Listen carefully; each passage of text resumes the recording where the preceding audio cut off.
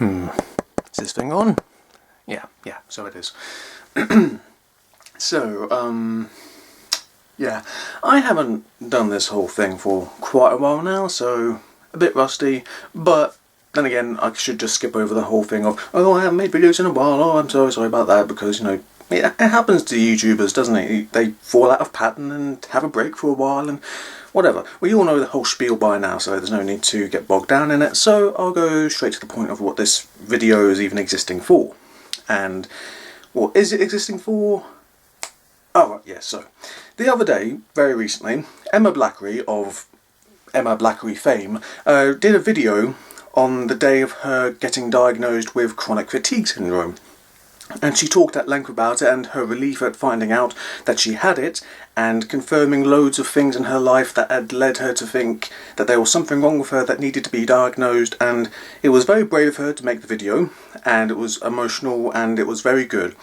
And I bring it up because this video is regarding it as a sort of video response, if video responses was still like a thing that you could attach to people's videos to respond to them, but you can't anymore because YouTube got rid of it because they're stupid sometimes like that. But the point is that the video is making me make this video because Emma Blackery has made me come to terms with, in the days since that she made the video, me thinking about and coming to terms with that I have chronic fatigue syndrome as well. And I say coming to terms with it because the weird thing about it and me having it is that I often forget, in fact nearly always forget, that I have it in the first place, even though I've had it for as long as I can remember. Like when I was in primary school, it's been that long. It's been most of my life that I have had it and had symptoms to do with it. And yet, even though I've had it for that long, and even though it's been on my file of things that are wrong with me and stuff, I still, repeatedly, always seem to forget that I have it. But Emma Blackery brought it to the forefront of my mind again, and made me realise it is a big thing in my life. It is something that I always have to deal with, even though I always forget that it is something I have to deal with. Because, like Emma Blackery said in her video, she always thought that her symptoms that she had because of CFS, she thought that was something wrong with her, that it was her fault, and she didn't like it. And she didn't think that it might be something like an illness in her body, something physically wrong that had to be diagnosed. And with me, even though I was diagnosed a long time ago, I always forget anyway, and I still think that it's my fault whenever the symptoms of it arise in me, which is every day, all the time, to my life's detriment. And her video has made me think that I really need to bring it to the forefront of my mind in coming to terms with things that are wrong with me and how chronic fatigue syndrome is affecting my life and the things that I want to do in it. So, for instance, I've had it since I was in primary school at least, and it's been a major embuggerance when I was in school and since I've left school. When I was in school, CFS fucked up my sleep patterns tremendously, so that I would be late for school, I'd miss school entirely, or I'd go to school and I'd be tired in certain lessons, and it would make me fall asleep and I'd have to try and wake up and keep concentrating on what was going on, because I had to learn in order to, you know, be in school and then do stuff after school, because that's the whole purpose of it, right?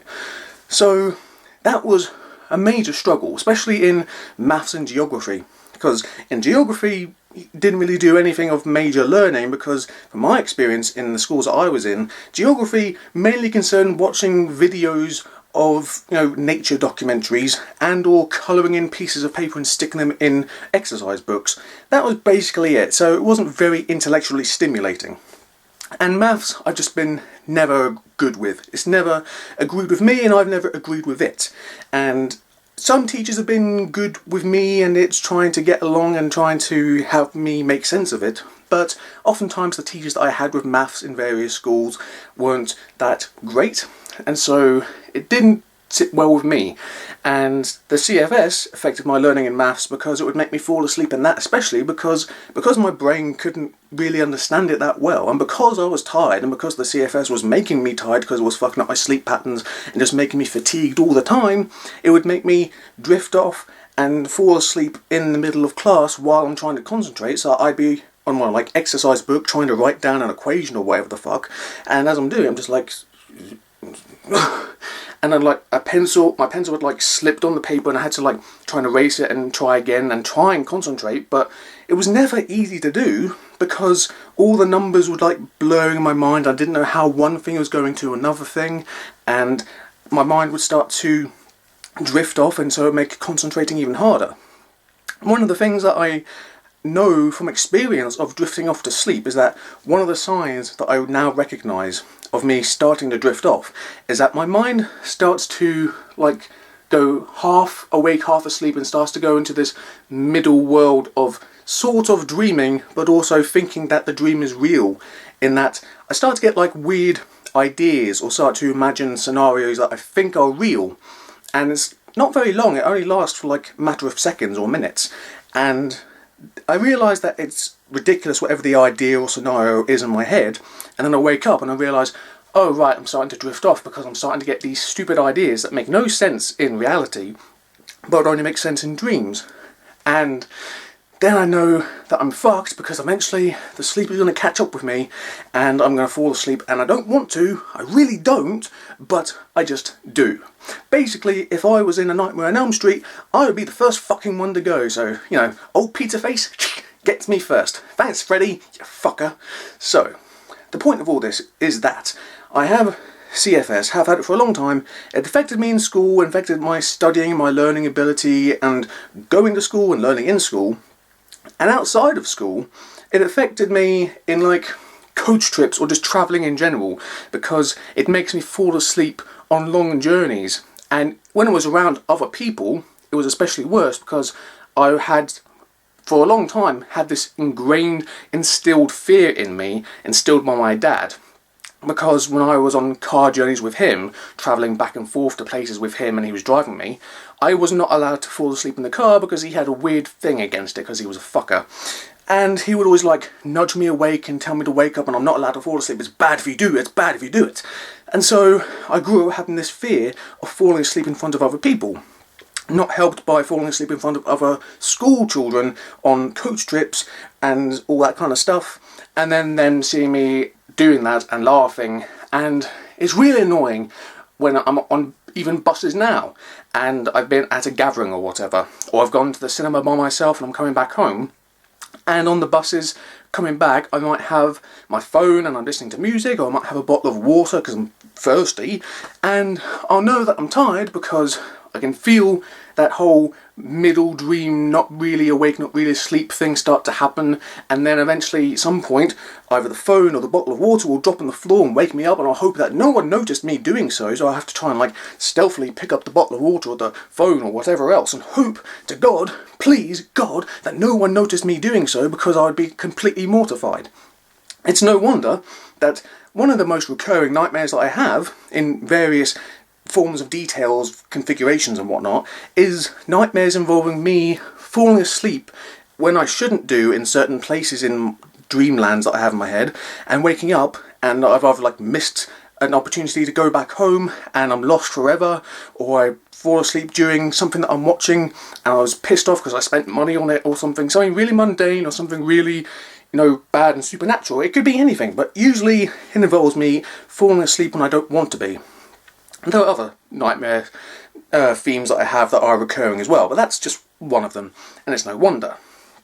And in recent years since I've left school, the way that the CFS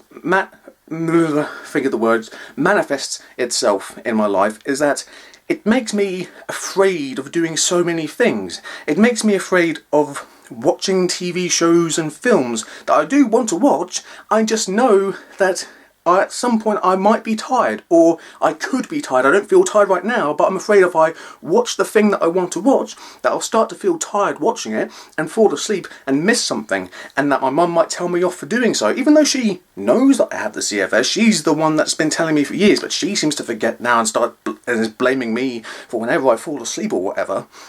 But again, Emma Blackery, thank you for bringing it to the forefront of my mind, reminding me that it's a thing that I have, because it's affecting me being able to enjoy just, media content that I like to watch, as you can see, and it's not good. It means that so much of it is accumulating on the Sky planner in the front room, stuff that I need to be watching, but I'm afraid if I start watching it I might fall asleep watching one of the episodes or something, or fall asleep during one of the films, or whatever else. And, excuse me, I'm about to burp, it's uncontrollable, so please excuse me, it's completely ignorant.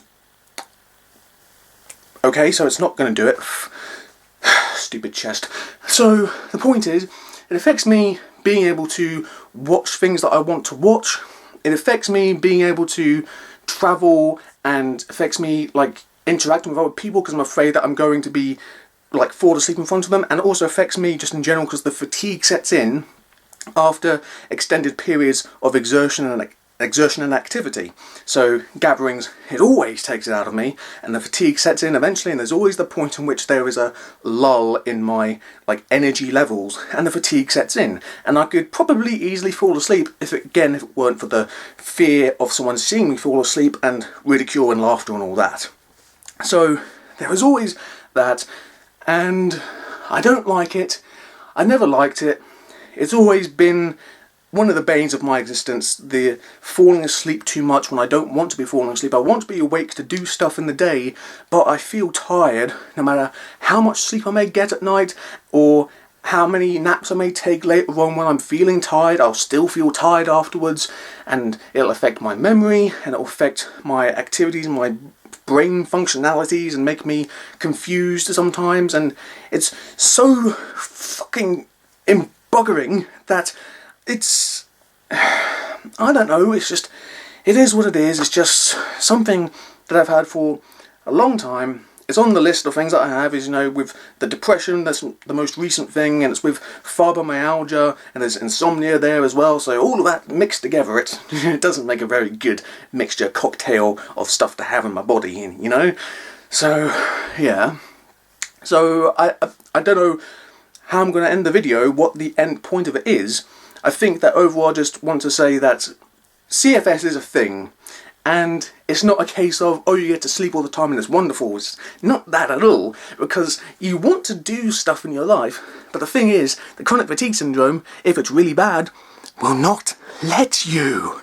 And no matter how much you may want to try and prevent it, if you try to slap yourself awake, or you try to eat something, or you try to cool yourself down, try to make yourself put in a position where you don't think you'll fall asleep, in the end, the sleep is going to catch up with you, even though you don't want it to. And it's like an enemy. It turns sleep into an enemy, and that's not a good thing, you know? So, CFS is a thing. Don't ridicule those who have it and say that they have it, unless they're pretending they have it and they don't really have it. But how can you know who does and doesn't have these sort of things, you know?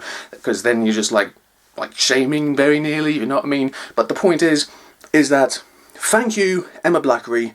I owe you so much for bringing this up, for being so brave as to make a video about it, and your diagnosis with it, and your experiences with it, to make me come to terms with and realise how much it affects me in my life. And I just hope that, I don't know what I hope, I just hope that the whole CFS thing stops me, you know, from Jack finished the fort, I don't know. It's like 5 o'clock in the morning as I'm recording this, because it's the only time I could do the whole thing. So my train of thought is now completely gone because I've done all this in one take, and I'm surprised that the train of thought lasted this long and this coherently as it did, and now it's all starting to derail and come off the tracks like the train in Super 8, so whatever. I guess the video should end here before I become even more nonsensical and rambly. So yes, also I'm sweating a ton because it's summer, and no matter what I do, I just am hot. I'm too hot. Hot damn. No, not like that. So, right, need to end the video now, so thank you for watching, and bye-bye. Oh god, seriously, too hot.